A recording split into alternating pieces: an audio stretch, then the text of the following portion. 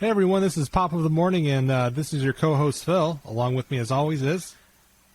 Hey co-host Tom. It's great to be with you this week on another episode of the show. This is the podcast that takes a closer look, a deeper dive into the media that we grew up with, the pop culture that fills the air around us. We're asking, how does it shape us? How does it inform our view of the world? This week on the show, we've got a whole line of segments ready to hopefully inform your world. Phil, what are we looking at this week? We've got some those great segments we got coming up. We've got the Pet of the Day, followed by the main subject, Mrs. Doubtfire, the film. And then finally, our call-in segment, the long-awaited call-in segment. So get ready for that. Get your fingers ready to get on the dial or the rotary phone, if you have one of those. I'm sure many of our viewers / listeners do. I as soon as I said dial it in, I was like, I don't think anyone is.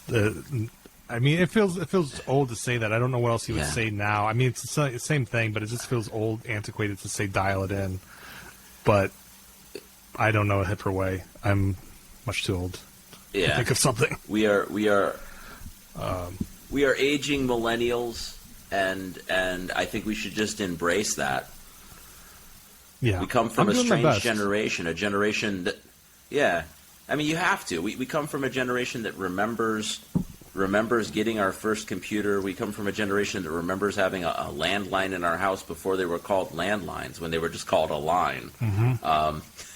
It's just part of who we are. Yeah. Speaking of classic items, there, Phil, I see you have a coffee cup this week that is very appealing. Oh. Yeah, this is my new one. If you noticed last week I had a Dollywood one. This is my Leonardo da Vinci 500 Years of Genius. Nice. Got this, I'm trying to remember, I think I was at the History Museum in Denver with my parents when I got this. Yeah. And it's not even mine. I think my parents got this as like a souvenir. Oh, it's a true classic. I don't own any coffee cups anymore, not since the Donkey Kong one.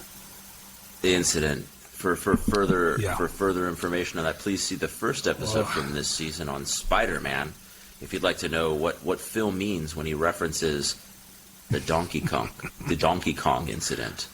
That's my Stan Lee style little asterisk in the corner of this bubble. Yeah. I see our back issues. I'm drinking this week out of a Gilmore Girls cup. Oh, nice. I am a Lorelei. I'm not sure if I really am a Lorelei, but my mug proclaims that I am. For those of you not in the know, shame on you. You haven't been watching Gilmore Girls. You haven't seen Gilmore Girls. Speaking as an aging millennial, it's a show you should check out. If you think you're too cool, if you think you're too man, you're missing out. You should really give it a chance. I mean, that was one of our main shows growing up. That and Seinfeld, I think, were the two shows that we always caught and then talked about at school. So I would tend to agree with that. Yeah, that's accurate. Sorry, those two shows helped define our personalities. Where we're like, for a long time, we were like really, at least I'll speak for myself, a really sarcastic, apathetic person. I felt like. And then I kind of moved into like a more sincere, caring person, thoughtful, and read. But we missed some of the subtlety in those shows. I think that is a true undercurrent. At least it's certainly in Gilmore Girls. But we definitely missed some of the subtlety, the enjoy life message that certainly underlies Gilmore Girls. I think it's a useful antidote to Seinfeld, which I love, but it is certainly a more cynical show. Yes. Gilmore Girls is ironic, but with some real heart underneath it. Yeah. No, I gotta say that second part. Phil, oh my gosh, never mind. That's the cue for the first segment of the show. That is I caught it, man. I caught it. That's the first segment. That means we're moving on to the pet of the day. We got to keep this show running along. We can't sit here and babble all day. Pet of the day. The this is where we he cracks the whip. Pet of the day is where we open up the floor. Tom and myself bring forth a pet and discuss the merits of the pet and try to resolve which pet is better for pet of the day. We bring him forth. My pet. We bring that pet forth. Yeah. My pet of the day is Bongo. He is kind, creative, formal, and also very quick on his feet. And that is Bongo. So that's who I'm nominating for pet of the day. Is Bongo. Quick on his feet, eh? Yeah. The pet that I'm going to nominate this week, I gave this a lot of thought today, actually. I gave it a significant amount of thought, and there were a lot of competitive entries this week. But I'm going to have to go this week, I think, with Leland. Leland has distinguished his or herself in this previous week by managing to get some of its bladder issues under control. And that's good. Leland has bitten nobody within the last 72 hours. That's in fact, great. It's not even confirmed that Leland still has teeth. That's great. Yeah. I guess. That's more detailed than mine. I only got like general characteristics of Bongo. I didn't know we were coming with like very, very specific ones, but I suppose that's how I guess that's our two different styles. I would say. What can I say, Phil? I did my research for this segment. I know. I've got all my notes here, and I'm still, coming up short with Bongo. Yeah. But he's a great pet to many. I mean, there's, I guess, not a lot to say to Bongo because I don't know him personally. But is Bongo a polyamorous pet? You said he's a great pet to many. Yeah, is he indiscriminate? Kind of one of those pets just kind of roams around from town to town looking for whoever's got food and helping hand. He's not choosy when it comes to a master. He's willing to be mastered by anyone. Yeah. Yeah, I would say he's a master of himself, and really he's just, he partners up with people. I don't know. I wouldn't say, anyone becomes his master. I think the best anyone can hope for is be his partner for a short period of time before he moves on. But Bongo that's sounds Bongo like a hell of an animal. But I gotta say, Phil, my understanding when we proposed this segment is that we were looking at pets, and what you describe sounds not so much like a pet, but a beast. And I'm not sure, Phil, that this nomination is in the spirit of the contest. I mean, so I'll cycle back to Leland, and I'm going to mention that Leland today has not peed on anybody's carpet. Well, I mean, I'm pretty sure Bongo hasn't peed on anybody's carpet either. I don't think he's been let inside to pee on anybody's carpet. But that's that makes it a tough decision between Leland and Bongo. I think we could toss this one up to the listeners, and they can vote on that if they want to. They can go ahead and mail in their ballots. Yeah. They don't need to mail in. They can call in by the end of the show. We're going to keep the lines open and live throughout the show. And if you have an opinion in the Bongo versus Leland debate, we would really like to hear it. Go ahead and call the number that's displayed in the episode show notes that's flashing on the screen below me right now. Go ahead and call that number, and we'd love to hear from you. Is it Bongo or is it Leland who deserves to be Pet of the Week?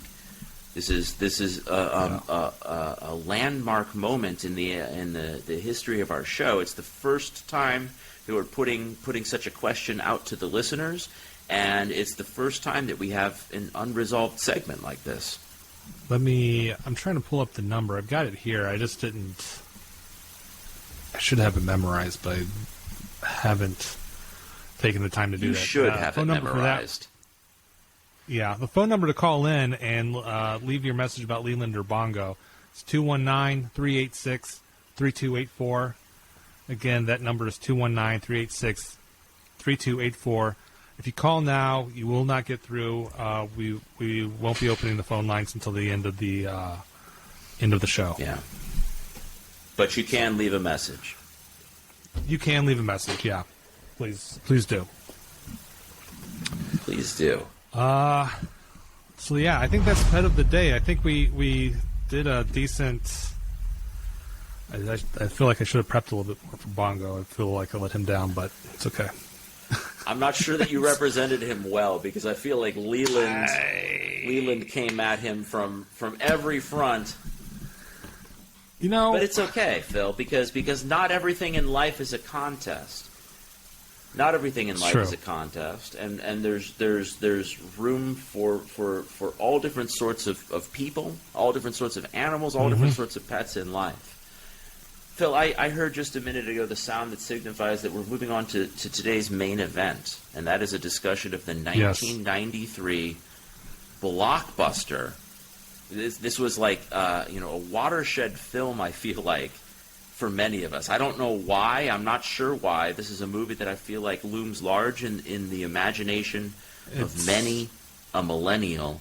We're talking about 1993's Mrs. Doubtfire, starring Robin Williams, Sally Field, and Harvey Fierstein is in this. Pierce Brosnan is in this.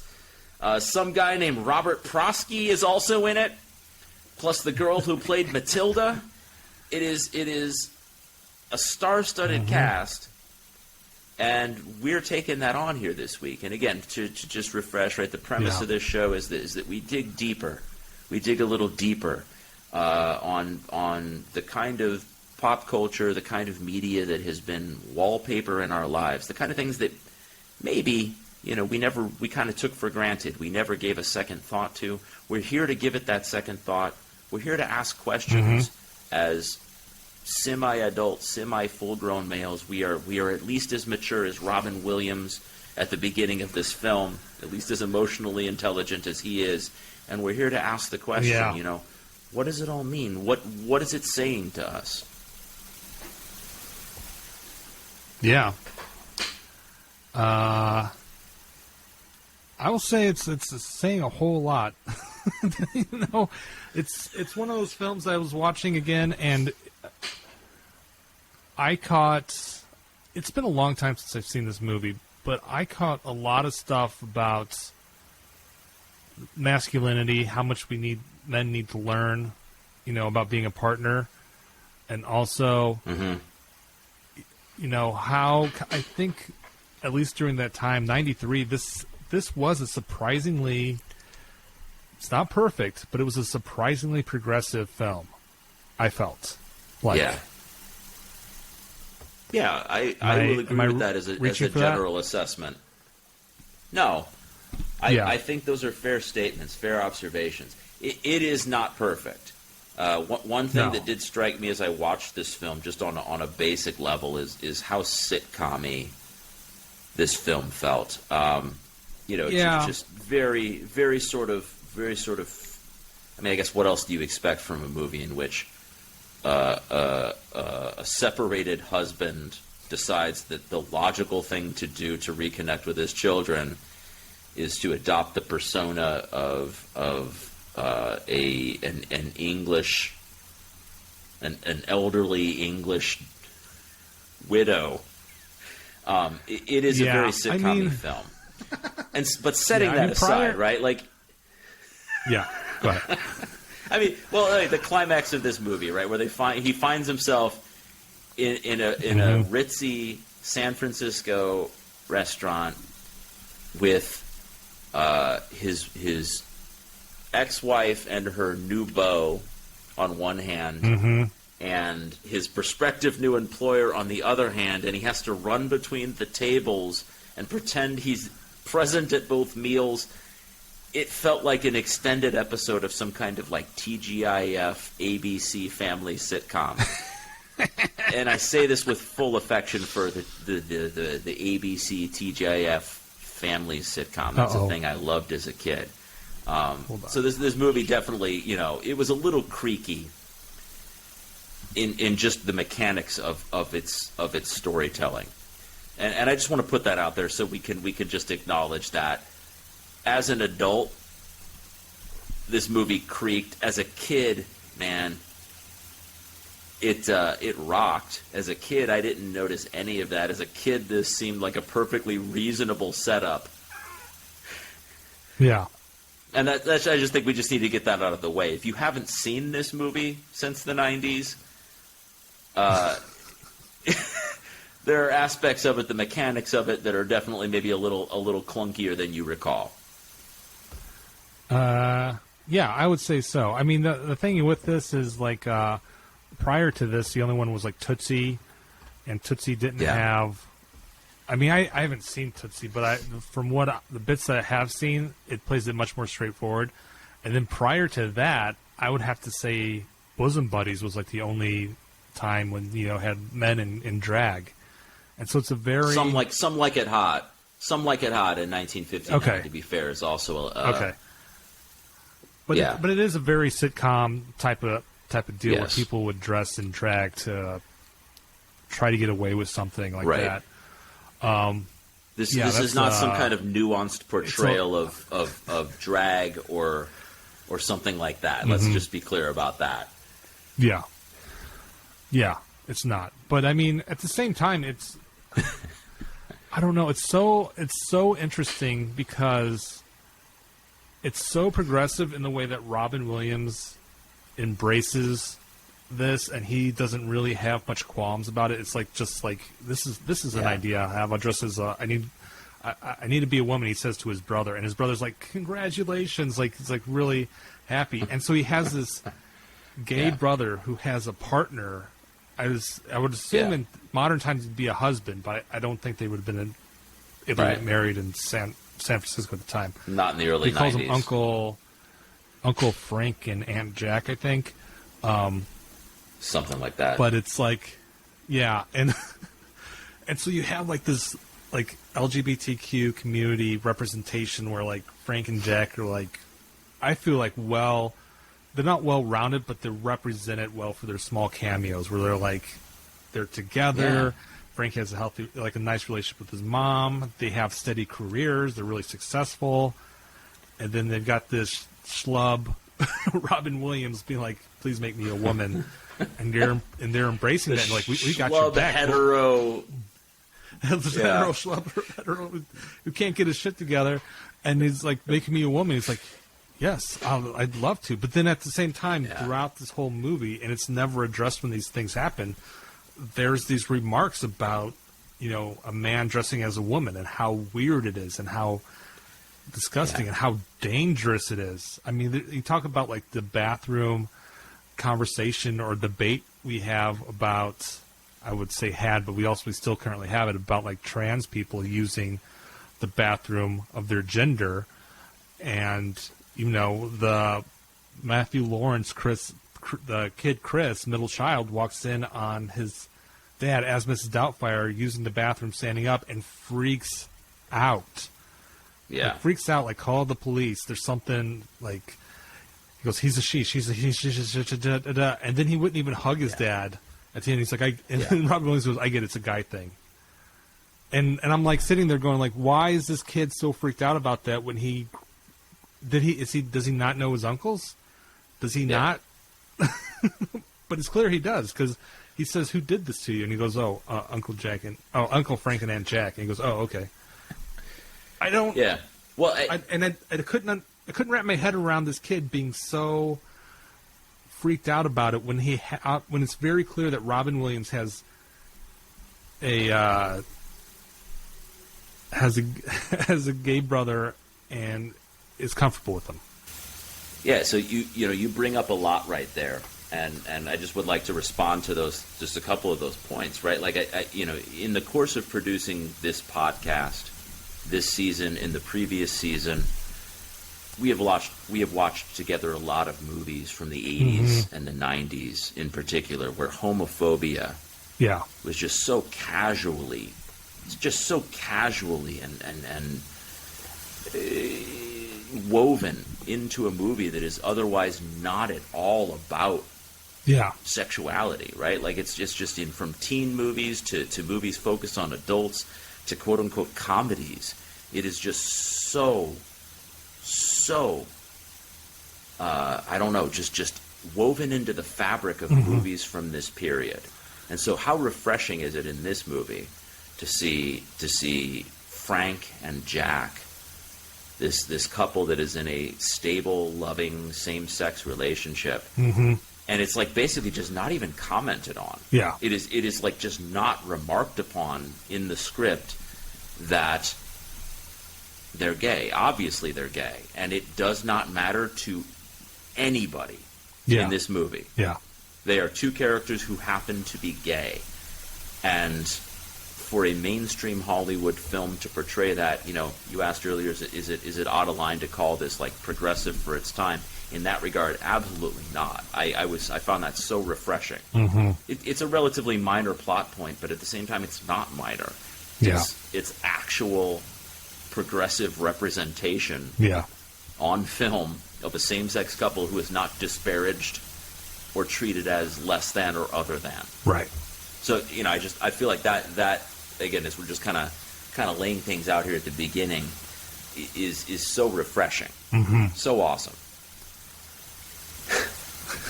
And as for like you also brought up,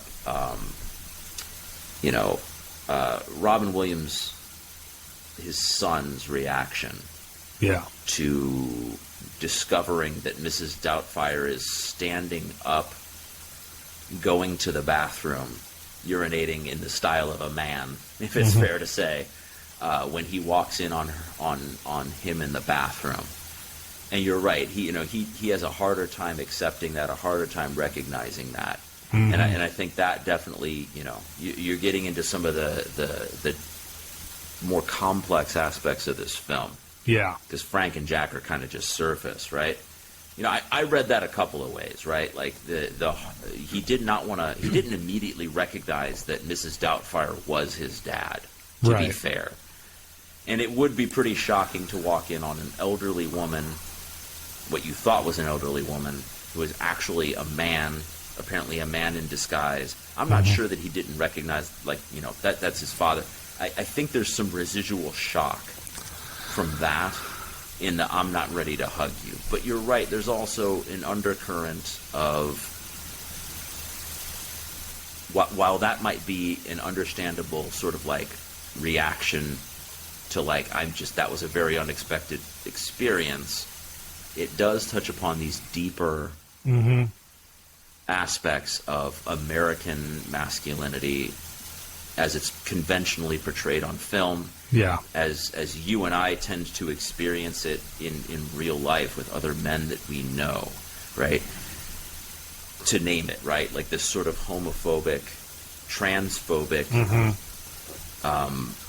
I mean, God, I don't even know what the word for it is. Like emotion phobic, right? Where like men don't hug, men don't say "I love you," and while that aspect of the film, right, where his son does not want to hug him after he walks in on him going to the bathroom, you could say there's other stuff going on there. It definitely gets at this deeper issue, and I think it gets at the core thesis of this film, right? Which at the end of the day, men find it easier to express real emotions under the mask of femininity than they do as real men. Yeah. Right? Like if there's a central thesis to Mrs. Doubtfire, right? There's this sort of like emotionally underdeveloped man that is Robin Williams, who is a man-child.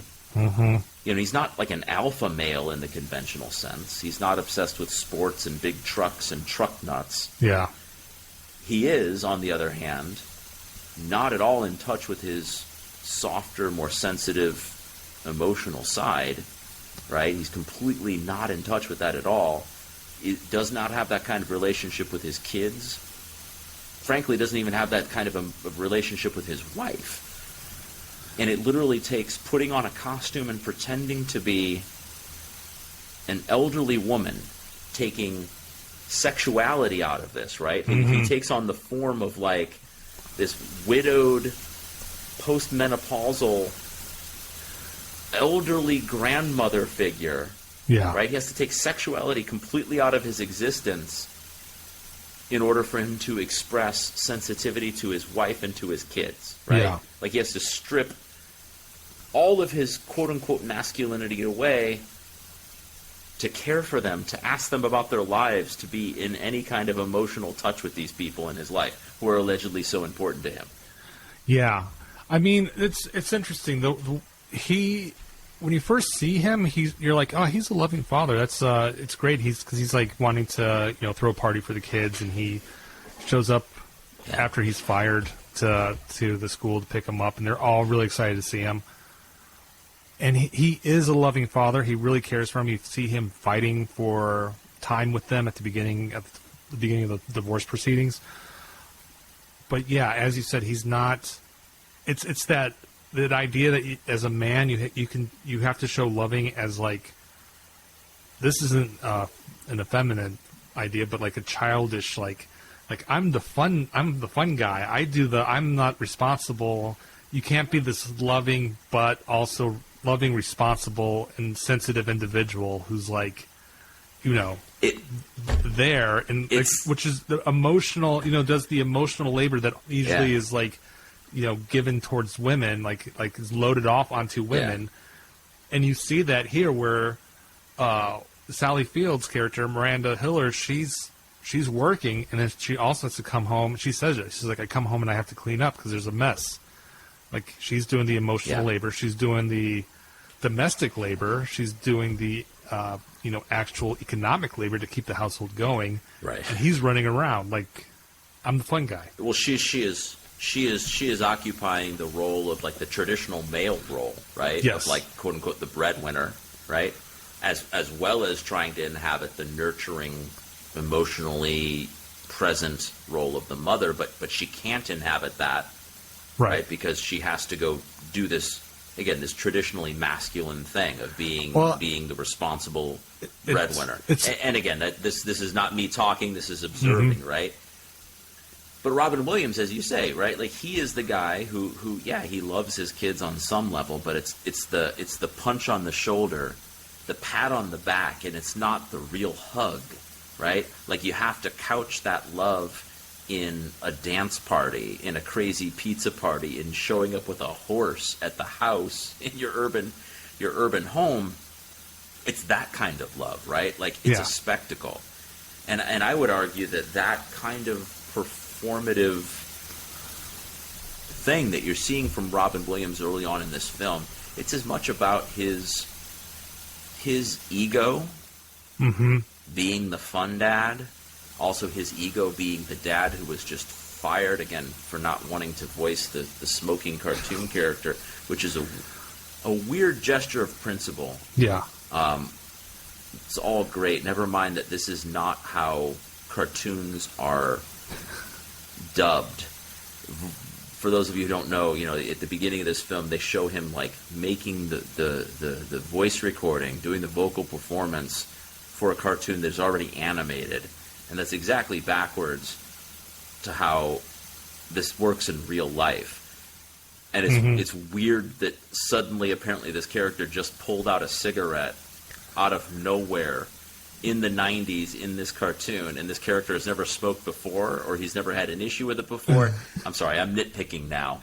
Well, maybe it was a weird way to show like what a principled man he was on something that clearly, like, they spent 9 months animating this thing. Yeah. You would have seen the animatics. He clearly is an established voice actor. Well, maybe and it's weird that comes as a surprise to him that he needs to throw away his entire career over. Maybe he's dubbing like a Czechoslovakian like animation that's coming over, and it's like the first episode. I don't know, but yeah. I'm sorry. I don't mean to get off on a tangent here. That just struck me as very strange. It's very amusing to see Robin Williams doing his best Mel Blanc impression, but it was also a very strange sequence.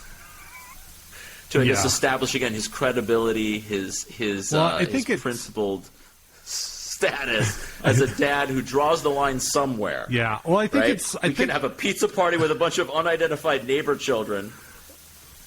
But a cartoon smoking is enough for him to throw away his $1 million career. Yeah, but I think this is like, I think by that time smoking was probably out of cartoons, but I think this is like a touch on, it 100% was on the heels of like, I think during that time there was a lot of like moms or parents against this or that, 80s Ronald Reagan and then Bush and shit like that. That's true. And I think that touched on that a little bit. They were just trying to like establish like this guy's he's like, and maybe I think they were also trying to establish that he's a hippie. He was like formerly a hippie now, and like resisting the yuppie thing. He's been resisting it for a while his wife fully embraced it, good or bad. It's true. It's true. Well, his wife, right? His wife is living. And again, you touched on this, but let's unpack this a little. Sally Field, the children's mother, is living the yuppie dream. She's living the dream of the 80s, 90s woman. She has it all. She has it's not clear exactly what she does professionally, but she has interior designer, a job where she's coming home. Okay, I guess I missed that bit. She has she wears a pantsuit to work. She seems to work all hours of the day, very long hours, doing interior design. Which again, call me naive. I did not realize that was the kind of job that required you to be out of the home for 12 to 15 hours on end. It was like day in and day out. It was like a law firm interior design. I think they were doing interior design for like hotels or something. From what I understood. Right. Very demanding corporate clients. Yeah. And fair enough. I don't mean to belittle that. But she is inhabiting this role where instead of having an equal partner in this, she has a husband who treats his role as, being like the eldest kid in the family. Yeah. And this is played in the movie, at first for laughs. We're obviously meant to sympathize with Robin Williams. But let's look at this, right? So we're talking about his voice as a cartoon voice actor. But really, his entire character in this movie is sort of a caricature. It's a cartoon of men that we know. This is Tim the Toolman Taylor from Home Improvement. This is how many men who, are not there to do the laundry, to do the dishes, to pick up the household chores in a household that, is a thoroughly modern one that is supposed to be more gender equitable. We have this archetype of the woman, the career woman, right? And that's awesome. She's living it. She's a career woman. She's got it all. But the reality is her partner in what is supposed to be a modern and equal relationship is not stepping up. He's not stepping outside of his gender bounds, and he's inhabiting this sitcom version of a husband who feels like his only job is in the household to bring home a paycheck and then to throw the football around, metaphorically. Yeah. To be a source of levity in the household. But he's not unloading the dishwasher. He's not cooking dinner. He's not being accountable for keeping that household running. Set aside, again, the emotional availability of all of this. He is, frankly, an awful, awful partner. Yeah. There's a term, and I don't know if he's doing this, because he seems to just be baffled. I think it's just a learned expression of his incompetence, but it's called weaponized incompetence, where men do something poorly. They do the dishes poorly. Yeah. They clean poorly. They do this poorly. They dress the children poorly. So that way they're not asked to do it again. So they're no longer asked to do it. So they're not nagged to do it later on. And so eventually it just keeps falling onto the women to do it. And anything that new that comes up to do, so I'll do it because that guy he's useless. Because I'll do it right. He can't do it. I'll do it right. It is the stuff of sitcoms, as I mentioned. This movie is at times almost painfully sitcom-y. But again, the more I think about it, that might be a specific directorial choice to do that.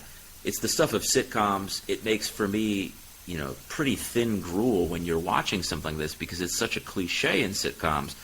But the reality is, this is the life of so many people. Yeah. I am not saying I am a perfect partner or a perfect father. I think that the perfect partner, the perfect father does not exist in probably all likelihood. We are all human beings, and we are all imperfect in that way. But one thing that I find always so mesmerizing is who are these fathers? Who are these people who have time to go to the bar every day after work? Or who spend like the whole weekend, hunting or watching football with their buddies.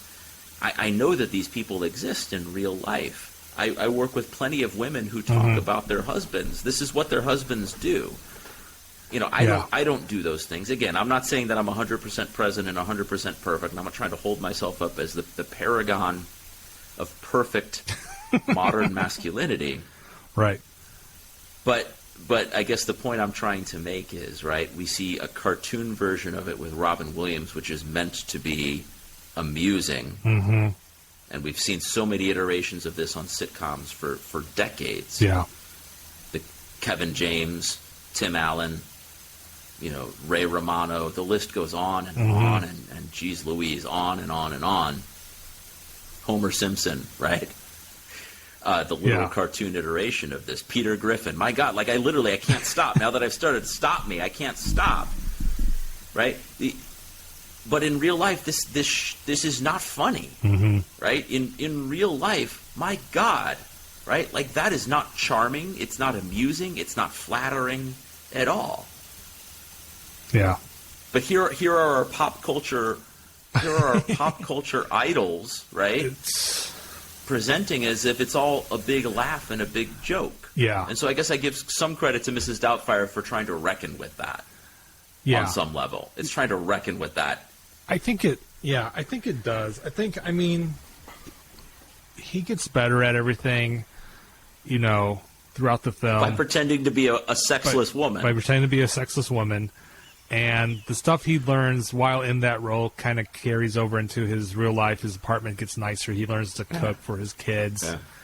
Yeah. He holds down his morning job and he holds down the nanny job at the same time, working pretty much double shifts Monday through Friday. It's impressive. It's really impressive. It's really impressive. Which is what his wife has been doing. Which is what his wife's been doing since, his oldest daughter is 15. Yeah. It's what his wife has been doing for 15 years. Yeah.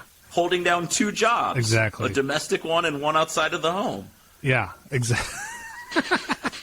He literally becomes a better man by becoming a woman, by pretending to be a woman. Yeah. It's a very arch metaphor, but you think about this, right? What it's asking you is to, the old cliche, the old proverb of walk a mile in somebody else's shoes. He literally has to pretend to be a woman to be a better man. Yeah, I think I think what Mrs. Doubtfire is creates this new lens for Robin Williams to see the world in, which I think is really fascinating, and I think for the audience too. And there's parts where Mrs. Doubtfire, I think, opens up what, not just toxic masculinity in the sense of what we've been talking about the husbands being incompetent and stuff like that, but you see Robin Williams' insecurities when Sally Fields is going out on a date and getting ready to go on a date, or trying to connect with Pierce Brosnan, and Mrs. Doubtfire goes, "Oh, you don't want to dress like a hussy, you don't want to put out or do this or whatever." Or I never thought about sex after my husband died. Never thought about sex after my husband died. But the thing is that struck me was I heard all those things. I'm like, that's funny. I'm like, Robin Williams sounds so natural saying that as an old woman. I've heard old women say stuff like that before, but it comes so naturally from Williams, and he's being very toxic at this moment. I'm like, yeah, Jesus Christ, this is what toxic masculinity looks like through a woman. That's how. What's what we talk about when we say the patriarchy influences all of us, and when women are trapped in it too, and so they're spewing out these ideas that are coming from all of these men, and they're saying oh, you shouldn't dress like that, you shouldn't do this, it's your fault for this, it's your this, blah blah blah. That's not coming from, I think probably in some cases, yes, but from the most part, it's coming from, learned behaviors and internalized toxic masculinity that, these women can have, and that perpetuates society. It's insane. It was shocking to me when I saw that. When I was watching that, I was like, that's so crazy to see an old lady so naturally say that. Like, I believe an old lady would say stuff like that. And at the same time, it's definitely coming from Robin Williams' characters. Like, it's coming from a man. And right. So often, by definition, what we consider proper. Right. What we consider to be traditional, right? Tasteful, conservative, right? These are all words that are circling around kind of, again, like, this notion of I guess like inheriting and maintaining traditional values, right? And I'm not here to assault tradition just on the face of tradition. But when we inherit these things, like without really examining them, right? We just take them on and we pass them forward without really examining them. I think it leads to exactly the phenomenon you're talking about, because let's face it, throughout the history of at least, I'm not going to say every society in the world, but American culture, and before that, English culture, in the case of Mrs. Doubtfire, right? Yeah. These are extremely patriarchal societies. Yeah. English kings and American presidents and male breadwinners and women who, well into the 20th century, were effectively treated as the property of men, as wards of their fathers and then their husbands, right? Unable to own property or enter certain libraries. These are true stories from real life, right? Which is not even to, again, you start bringing in the sexual aspect of things, like the sexual mores, right? That again are just passed down. And again, if we don't examine these things, all we do is perpetrate and perpetuate them on each other and pass them forward. I mean, you're right. I think that we are all guilty of taking these inherited kernels of wisdom. It was good enough for my grandma. It was good enough for my mom, so it's good enough for me, kind of thing. Which again, you and I as aging punks have maybe always been a little less susceptible to that notion that just because it's always been done this way, that's automatically the reason it should be done this way. Yeah. To the credit of their daughters, they immediately contradict the advice of Mrs. Doubtfire and tell her to go with the black dress. Yeah. So I guess there's some hope there, right? They immediately tell her mom, wear the black dress. Yeah, it's more fun. But it's more fun.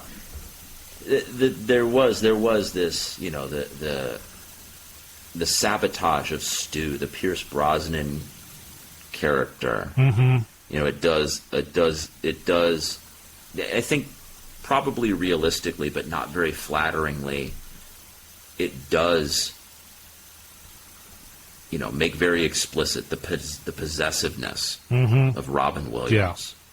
Yeah. His wife is moving on from him. His wife is lost to him. Yeah. And to this movie's credit, she doesn't just immediately fall in love with him. They remain separated at the end of this film. Yeah. Though she does acknowledge that he has a role in his kid's life, she does not come running back to him just because he's, quote, more sensitive. But throughout one of the main sources of conflict in this movie is his persistent efforts to sabotage her attempts to find a man who would make her more happy. Right. And it's very ugly. The movie plays it like it's supposed to be funny. I don't. It's in terms of progressiveness, this is not a progressive aspect of this. It's a very ugly side of Robin Williams. A human side. Yeah. It's very human. It's very, I think, realistic, but it is not a flattering thing. The way he keeps trying to sabotage them. Yeah. Yeah. Even as there's one of the scenes that I remembered from this movie, because I think it was such a strange scene for me as a kid. Where, I think he's finally coming to terms maybe that he's lost his wife to Stu. and he's sitting there in costume as Miss Doubtfire at the bar by the pool, and he buys a drink for the young woman in a bikini, and he winks at her, and he's like, on some level, making a legitimate pass at her. Yeah. Even as he's trying to sabotage his wife's attempts. I thought of that too. That was nuts. Like, he's sitting there, like, grumbling, drinking himself under the table, grumbling about Stu, and then this attractive... That his wife is pursuing another man. Yeah. And then he's like, oh, here's somebody I don't know. And the thing is, she and Stu have a history together. They obviously have some kind of history together. They went to college together. And so Williams seeing... An emotional connection. Yeah, so Robin Williams seeing the stranger at the bar and then, like, offering to buy her drink and giving her a wink, you know, while he's stewing about Stu was insane to me. Like, she's not allowed to move on, but very ugly.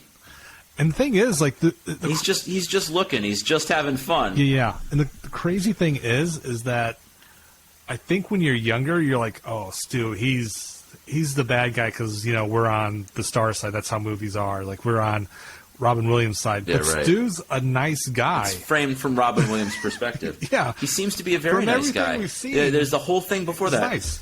Yeah. It seems pretty explicit that their relationship is not particularly physical. They don't seem like they're sleeping together. This doesn't seem to be something driven by, not that lust is something to be ashamed of, but it's certainly not driven by that. It seems to be driven by like a real and deep emotional affinity for each other. Yeah. And there's even right before that, right, the thing that really sets Robin Williams off before that, when he's sitting there in disguise as Miss Doubtfire, and he hears Stu talking to the bartender, and the bartender makes some kind of remark about, like, you, Stu, you were the guy who never liked kids. You were the one who never wanted a family. Uh-huh. And Stu says, yes, well, things change, right? Like, some people grow up and they mature. And that's when, like, Robin Williams starts, like, throwing stuff at the back of his head. Yeah. And just becoming, like, physically violent. And then starts immediately after that flirting with the young woman. And maybe that is an acknowledgement that, like, no matter what kind Williams puts on, he's not capable of the kind of growth. He's never going to be the same kind of man that Stu is, right? Who really is capable of shedding these more childish attitudes. Maybe that's what that is. And so maybe that wink, that thing that, again, is played for laughs in the movie. I think that, the average filmgoer looks at that and says, yeah, you dog. That's funny because she thinks it's a woman flirting on her, and lesbians are funny. There's definitely some moment there where that's kind of treading on this homophobic comedy of errors. That definitely is there. But on a deeper level, right, is that Robin Williams hitting that low point and acknowledging that he is just not capable, whether he's in drag, whether he's wearing the best Hollywood makeup in the world, he is not capable of being the man that his wife needs. I don't know. I mean, maybe I'm giving him too much credit in that scene, but, like, Stu just has lapped him completely, right? By being willing to change and mature and of his own accord, not faced with any kind of crisis. See, it takes Robin Williams literally the threat of losing custody of his children to come up with this convoluted plot to literally dress as a woman and commit this frankly really disturbing, if it was the real world, this disturbing act of subterfuge to win them back, right, on sitcom logic. And all it took for Pierce Brosnan was, I love that woman.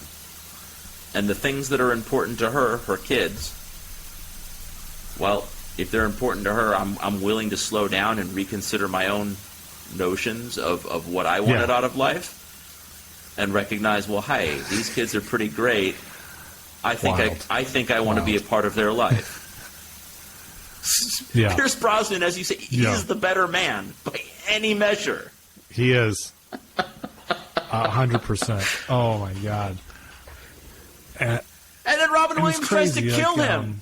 Did you catch that at the end? Yeah. He heard. Yes. I mean, for some reason, again, it's sitcom logic. Pierce Brosnan says, "I'm allergic to pepper. I'll have the jambalaya." But but make sure it's not very no pepper in the spicy. jambalaya. What is jambalaya without spice? What is this restaurant that they're going and there's jambalaya on the menu? It's a very strange setup, right? Like, It's a very strange setup. Yeah. Nolans in this very chic 90s restaurant without the pepper.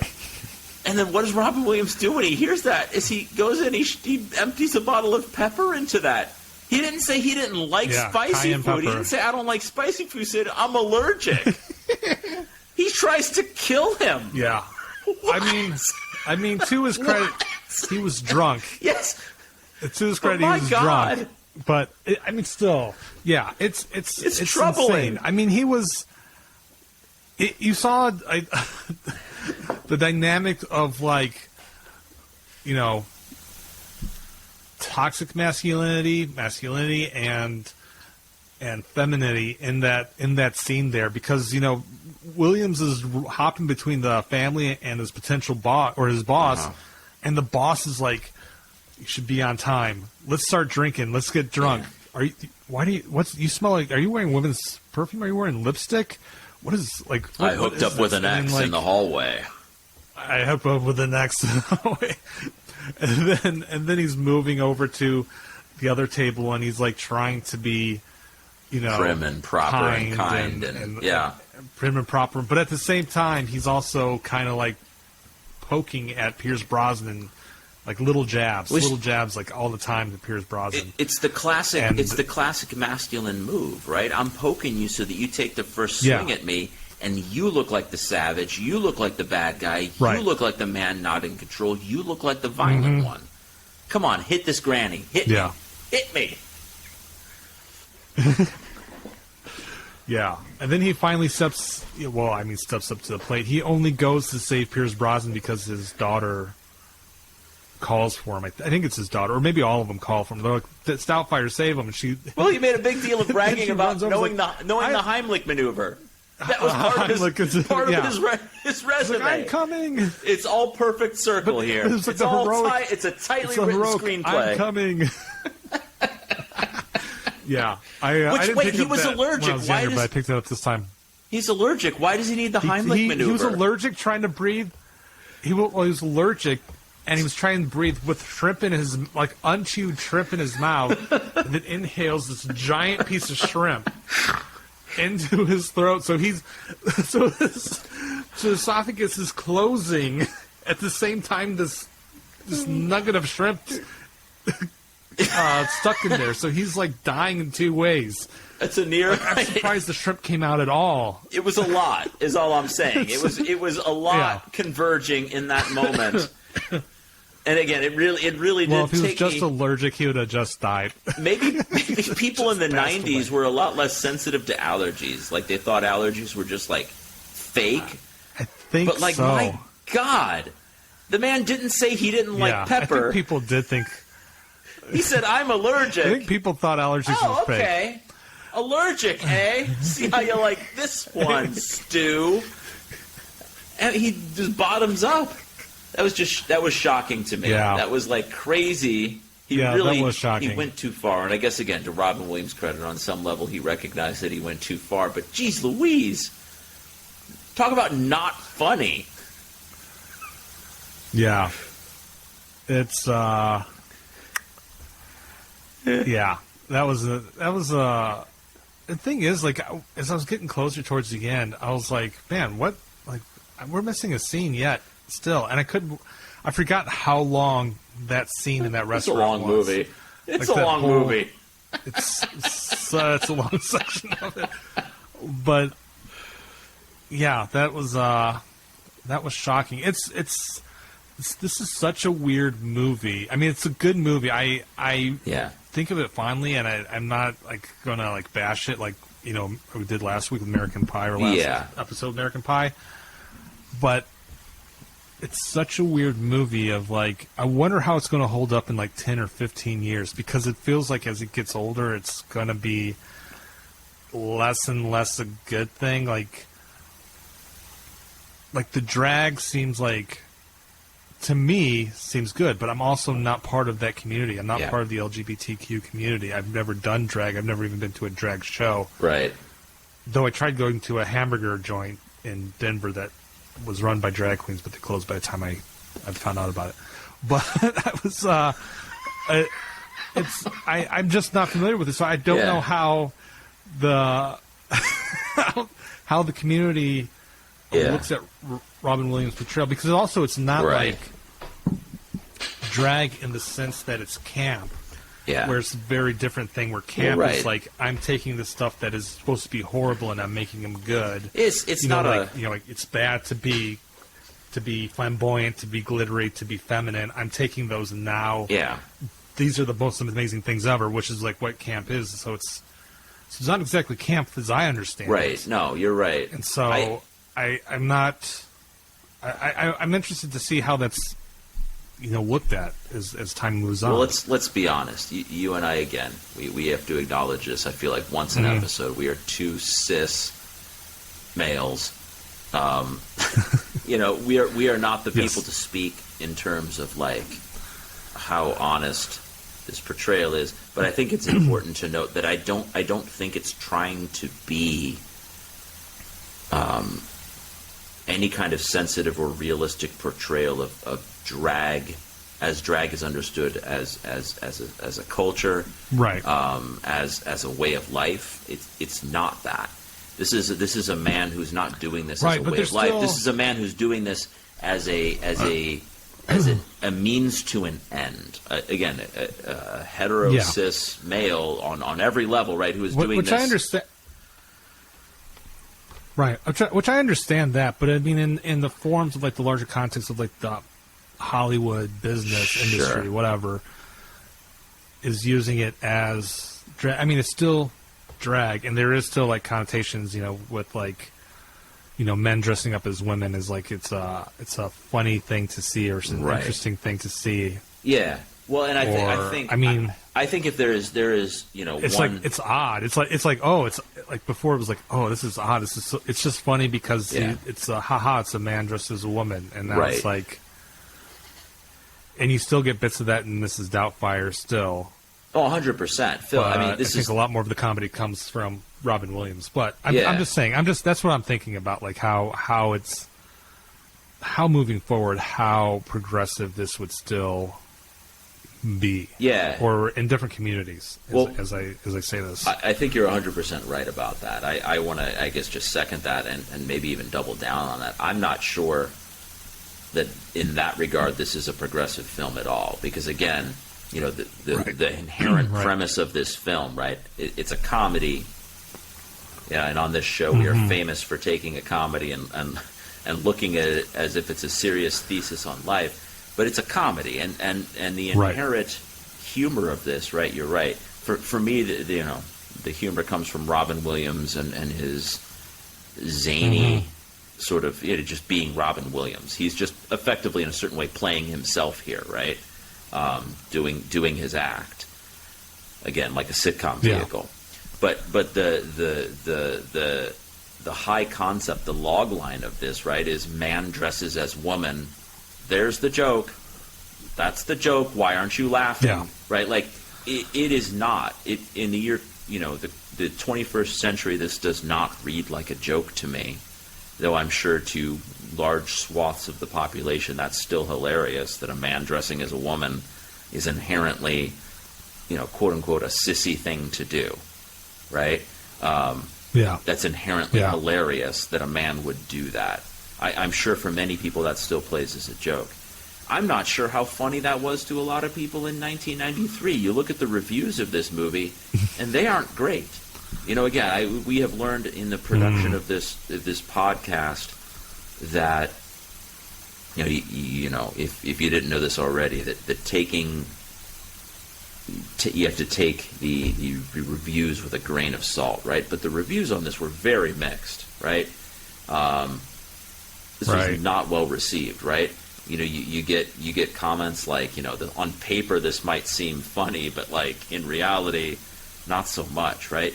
I'm not sure how progressive this even was in terms of him dressing as a woman that's I think pretty low comedy even in 1993, right? Again, we keep coming back to this word. Well, I mean, sitcom-y, right? Like it is this sort of like very like creaky trope even then. Mm-hmm. I've seen Tootsie, and I think Tootsie handles it with more nuance in terms of like from a social aspect of things, right? Again, where I think this movie succeeds is using drag not in a literal portrayal of that as a lifestyle, but as a metaphor for this emotionally stunted man. I say that word like I'm spitting. Yeah. I'm struggling for words, right? Man. Man. What's also this movie uses that as a metaphor, I guess, is where I want to leave that thought, right? Like I think if you're trying to read this as any kind of literal portrayal of drag as a culture, as a lifestyle, it is an abject failure, but it's also not trying to do that.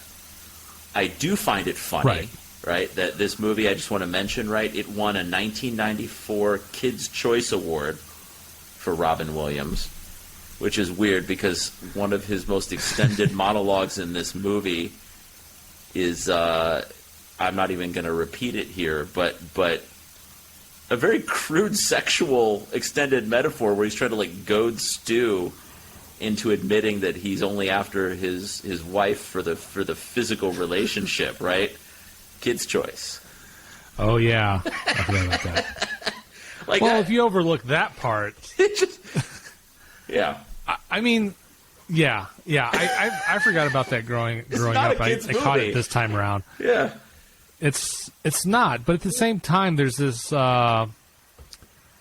I don't know. I think it's funny because like there's movies, especially back in it feels like in the 90s and 80s, that kids would watch because they had no other choice because their parents would pick it up, or their parents were looking for something that they could watch and the kids could possibly watch. Well, it's quote unquote a family film. Parents would watch it and just hope to God that their kids did not understand certain parts of it. And I think for the most part they got away with that. Yeah.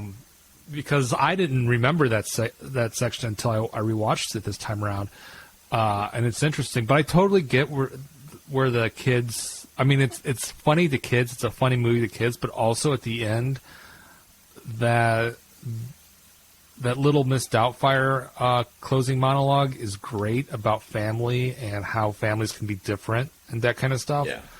I know he was talking about divorce, but it felt like this movie was so much trying to be this really, really kind LGBTQ family film in a way, because I swear there's a moment in that monologue where it's like, you can have a mom, you can have a dad, you can have a this, you can have a, for a moment it felt like he was going to say like a dad and a dad, or like a mom and a mom, and I was just like, did I forget that line? I was like waiting to hear it, and it never came up, but it felt like it was so close, to trying to say that. Yeah. And this is such an interesting film because, as we talked about before, they have the characters Jack and what's the other guy's name? I forgot already. Jack and Frank. Yes. Yeah, the married couple. I'm just going to call them married couple, and they're in San Francisco, and these kids are obviously around, Frank and Jack, and then Robin Williams seems very close with his brother, very comfortable with his brother's lifestyle.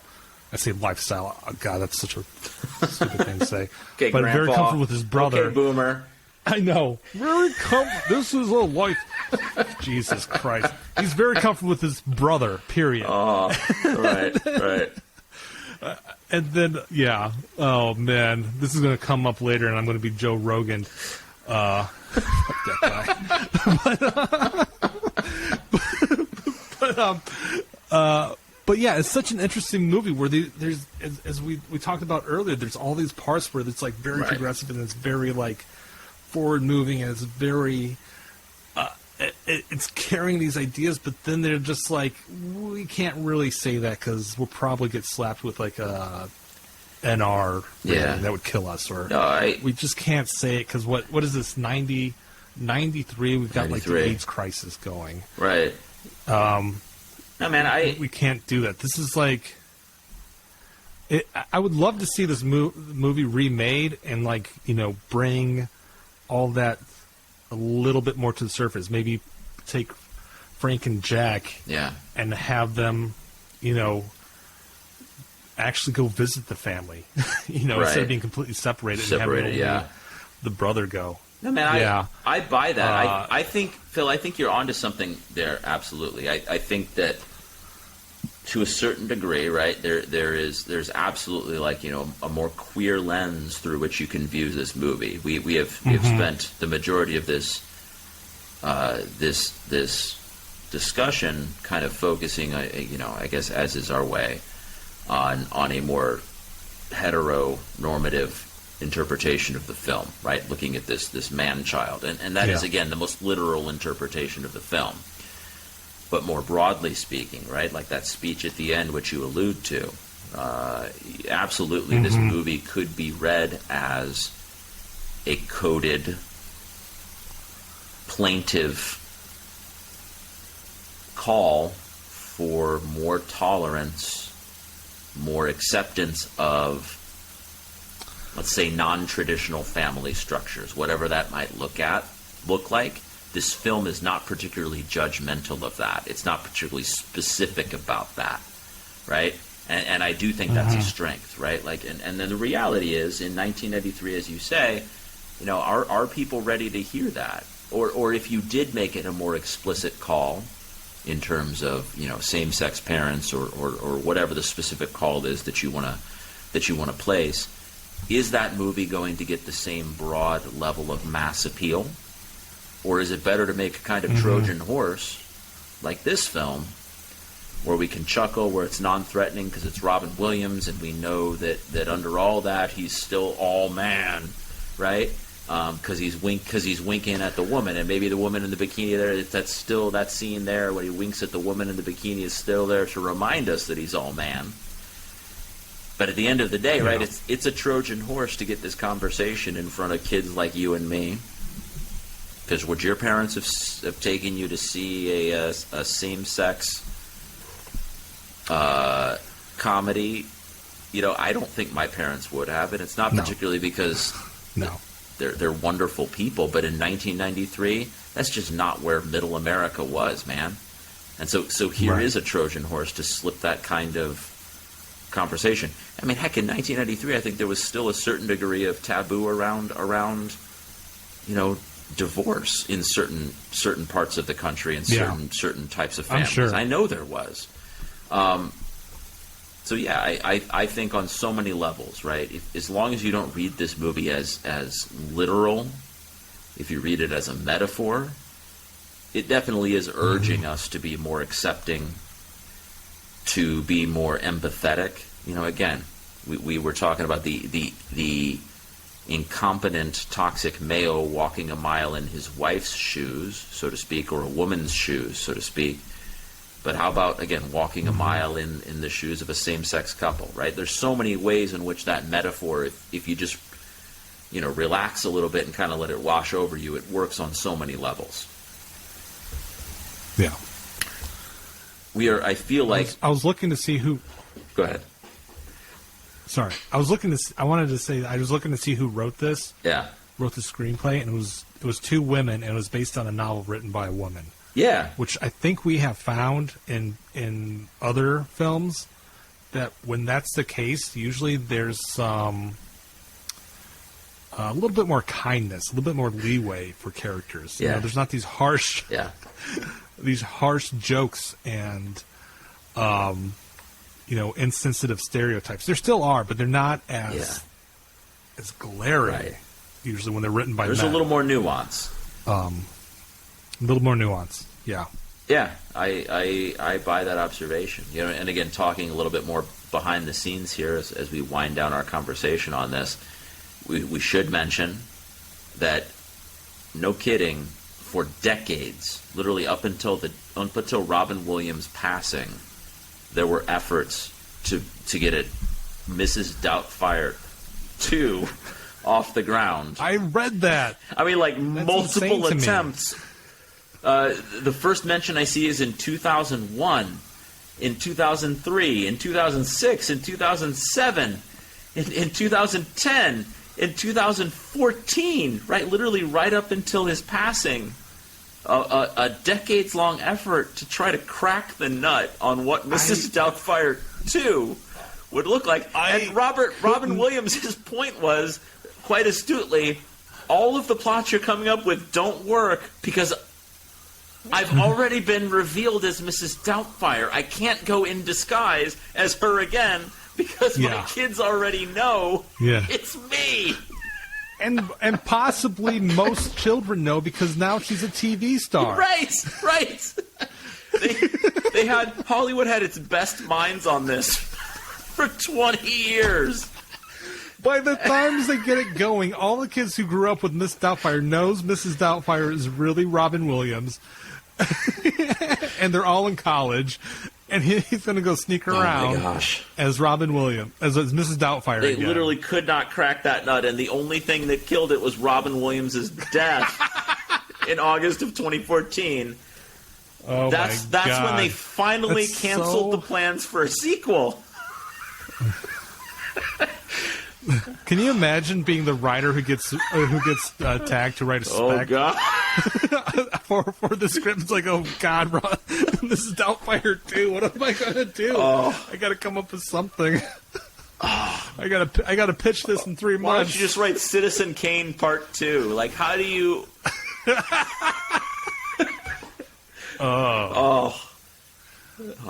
This time he finds Rosebud. But I guess the last laugh is on us because there is a stage adaptation of Mrs. Doubtfire. They didn't get a true sequel, but they did turn this into a stage production. And it's not just any old stage production, Phil. It's a musical. It's a musical. And you and I sampled this in the lead up. Yeah, you sent me the link for this. A performance of it was like, hello. It was all of your little hazy memories of the movie compressed into one song. It was like I want to say it was almost like a medley because some of it didn't make sense. Maybe that's why it seemed especially ridiculous. But it was one of those segments like on the morning show. Yeah. You know, and a show like ABC this one. Morning show where you're like, hey. Yeah, it's like, hey, we've got the cast of they had to close the show because COVID, but now they're back and they're going to put on a special performance. And everybody was singing. I feel like except for Mrs. Doubtfire, she kept going. She kept saying, hello, and then dancing with a vacuum cleaner. A la the movie. It was. That's all she did. It was very. That's all she did. Very hard to watch.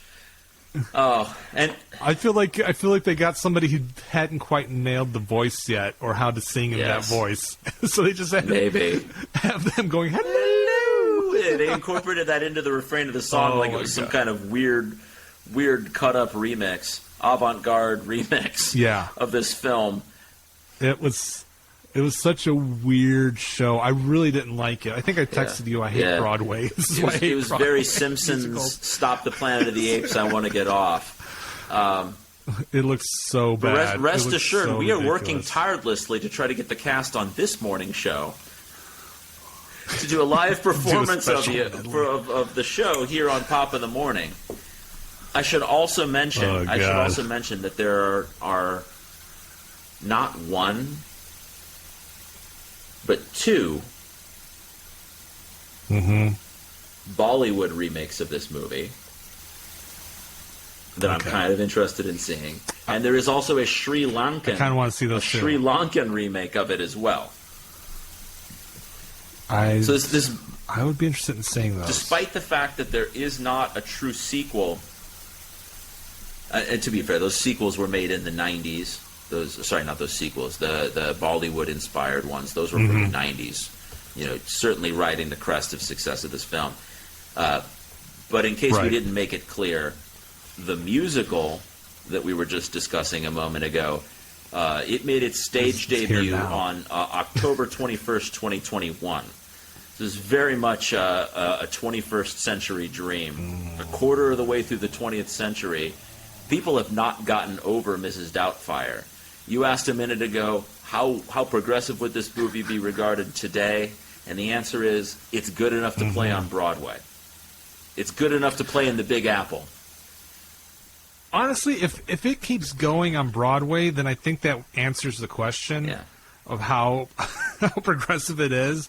Because I feel like progressive people, at least growing up, we weren't exactly in the theater club, but we had friends who were in like theater. They were probably the most forward-thinking people I knew. Certainly in rural Indiana, that was true. Yeah, at least that's open-minded true. people. I don't know. Maybe it's different in New York. Yeah, maybe it's different in New York. I don't know. Frankly, I don't want to know. But this is New York. Phil, I don't have a good time in big cities. But that's a topic for an upcoming segment entitled Phil rates his bathroom experiences in big cities. But that's coming up soon. That is a real segment we will be doing before too long. Phil, I usually conclude these segments by asking you a question. To whom would you recommend this movie, if anyone, Mrs. Doubtfire? Who would you recommend that movie to, if anyone? I think I'd recommend this. I think I'd recommend this to pretty much everyone. I don't see right now. I don't see a there's we have those quips that we've talked about, but I think it's like one of those things. It's a hearty. After everything I said, I don't see any active problems. It's one of those things where there are issues with it, but it's not. I can't put the word into it. It's not like there's not malice. No, in sure. the movie. You know what I mean? Sure, I agree. Like the stuff that they're saying, I think I overlooked it when I was younger. I think other people would overlook it. I think it's definitely a family film. Like, I would recommend families see this, so that way if there's anything that parents want to say about it, so they can be like, hey, that's probably not cool, that scene right there, or like that's... It is... have a discussion about it. I feel like this is the kind of movie. But I would recommend it to people. It's a good film. It's funny. It's not... It is not a great film by any stretch of that definition. Right. But its goodwill and its good intentions, I think, earn it a lot of points. It's not a great film, but it's definitely a good movie just for all of those other points that I think we've mentioned. And therefore there's where you have like the Mrs. Doubtfire conundrum, which I'm officially coining that term right here, right? It is a movie with a lot of problems, but it means really well, and it's trying really hard to be more than the sum of its parts. And I think in a lot of ways it succeeds. And maybe it's because I have these nostalgic memories of this movie, which I don't think I watched a ton of times. I certainly saw it once. I didn't either, but there's a certain part of this movie that just makes you feel like, hey, there's still some people trying out there. It's a messed up world, but at least Robin Williams is now weirdly made a pitch to be an afternoon children's show host in the guise of an elderly woman replacing the elderly sleepy man who the kids couldn't relate to. It's a very convoluted explanation, and so is Mrs. Doubtfire. Yeah, I would agree with that. Yeah.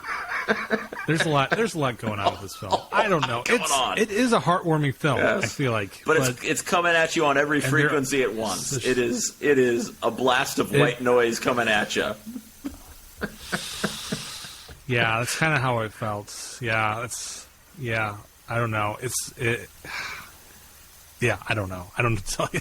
It's one of those. It's just one of those '90s Disney movies. It's good. There's probably a lot of nostalgia wrapped up in our decision, but there's definitely issues, and there's no doubt about it. That's the truth. Amen to that. No arguing with that. Amen. Oh, do you hear that? It is. No. I'm getting word from our producer.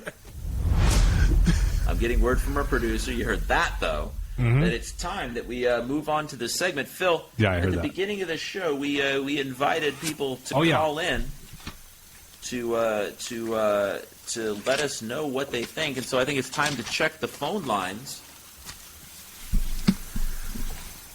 Hold on. Yep. Yeah, this is the call-in section. Our phone lines are now open. It doesn't look like we have any messages at the moment. Okay. All right. That's fair enough. But people were probably engrossed in the conversation. They were probably... probably were too busy with it. But, or maybe they forgot the number. Let me give you that number more again. time. The number is 219-386-3284. Again, 219-386-3284. That's the number. That's the hotline. All right. For Pop of the Morning. All right. I'm waiting over here. I've got... Phone lines are open now. We got two operators standing by. Don't be shy. Yeah. You want to blast us for our decision on the Mrs. Doubtfire on who should watch it? If we were being a little too nitpicky about it. If you've got something to now's say the time to call in. About our review last week of American Pie, if that's a movie that is near and dear to you, and you think we missed some of the subtlety, please give us a piece of your mind. Yeah. Let us know what you think. Spider-Man? Yeah. You want to come in here and talk to us about the MCU Yeah, let's version go of Spider-Man? back to Spider-Man. Heck, we can take it on back. You got something to say about UHF? Yeah. I love UHF. I'll stand by that movie, but we can have a friendly conversation about it if you have other opinions. So what's that number again for the people who maybe they didn't hear it? Number is 219-386-3284. That's the number. It's live right now. You call anytime. I know we've got a couple listeners. We have budgeted 5 minutes for this segment. I mean, we can't just cut the show short. No, a producer wouldn't allow us. We're on a pretty strict timeline with this. I did put up a question about, we talked earlier about, my problems going to the bathroom in big cities, but I did put a question about where does Spider-Man, maybe you can answer that. Somebody can call in and answer that.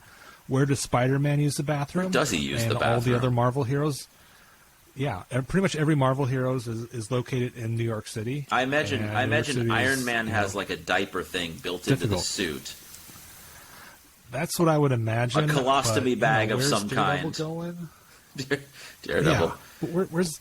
And I'm sure Captain America could walk into any place and use it. Yeah, they would open that up for him, just like they do for cops, right? But Daredevil, where's he going? Plus Daredevil has that heightened sense of smell, so he can't just drop stuff off or pee in a corner and then be okay. He'll probably pass out from the fumes. But That's very true. So the number to call about that is 219-386-3284. If you have any comments about Marvel superheroes using the bathroom. Anyone out there in the listening or films. Boy. I'd even be into DC. I feel like, the Batman probably has stuff set up. Are you sure, Phil, that your phone is not set to airplane mode? Can we confirm that your phone is not in airplane mode?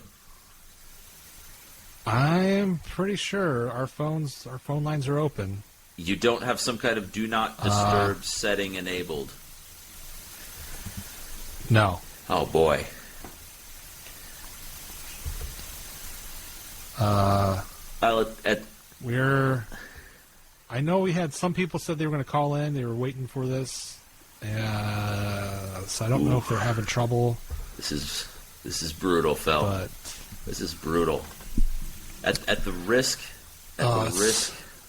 of ending on a downer, I think we're going to have to call the segment. I'm getting word from our producer he's not happy about this, but we are going to have to call the segment here, I think, because I don't know how much more of this I can take. I think we're going to have to go back to the drawing board and kind of try again in maybe a couple episodes. Hopefully that's all good, but it's unfortunate. I was really excited about this part. If you happen to be listening this on some kind of delay, if you're not listening to it live, and you do hear that phone number, Phil, is that phone number still going to be active in case anyone wants to call later on some kind of rerun of this episode? I know we're big on demand. Most of our listeners do not listen to this show live.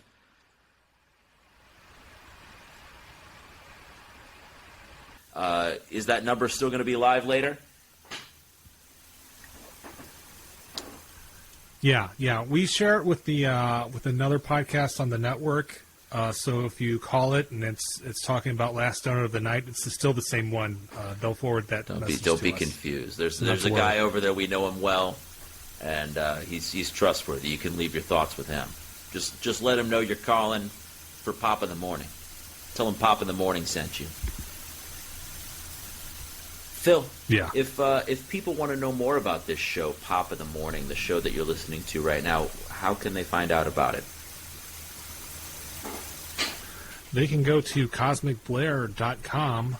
That's our network, and we have other podcasts such as Last Donut of the Night. We're talking about Pop of the Morning, such as Last Donut of the Night. But yeah, cosmicblair.com. We have a page there for our podcast with links to all the platforms that serve up podcasts, so you can subscribe to any platform that you're comfortable with. If you'd like to support us directly, that's on Patreon, and that's also Cosmic Blair, so patreon.com/Cosmic Blair. Blair is spelled Blair. Awesome. Like the man. And Phil, what kind of things would they find at patreon.com?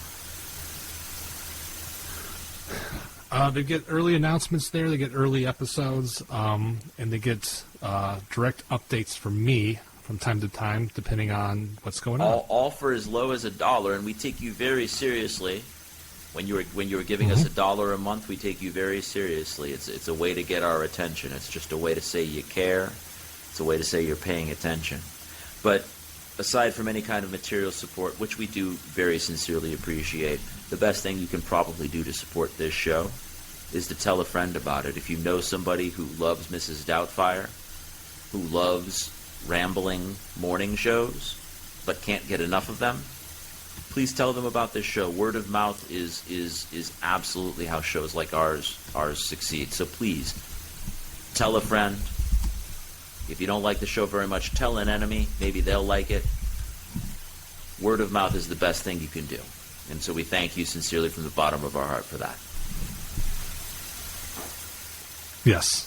Phil, what next time on Pop of the Morning, what are we going to be talking about? What are we going to be covering next time on this show?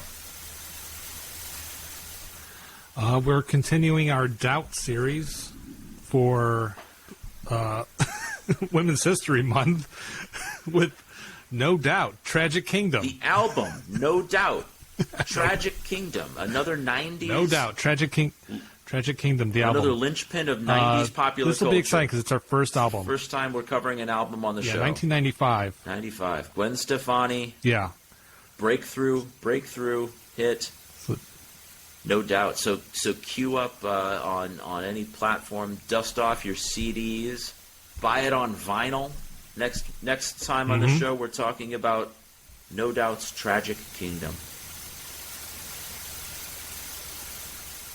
And then after that, I'm gonna give him an little heads up.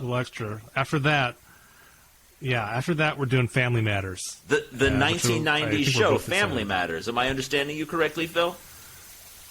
Starring Jaleel White. Yes. The 1990s. Yes. Steve Urkel. The whole shebang. Awesome. I'm excited about that. Yes. Well, the spin-off, little-known fact, it's a spin-off of Perfect Strangers. The Perfect Strangers spin-off, Family Matters, in case you weren't sure which Family Matters we were talking about. God, Phil. Well, until that time... Yeah. I'm kerfuffled. I've got stuff going on here. I am apologizing for the ending of this show.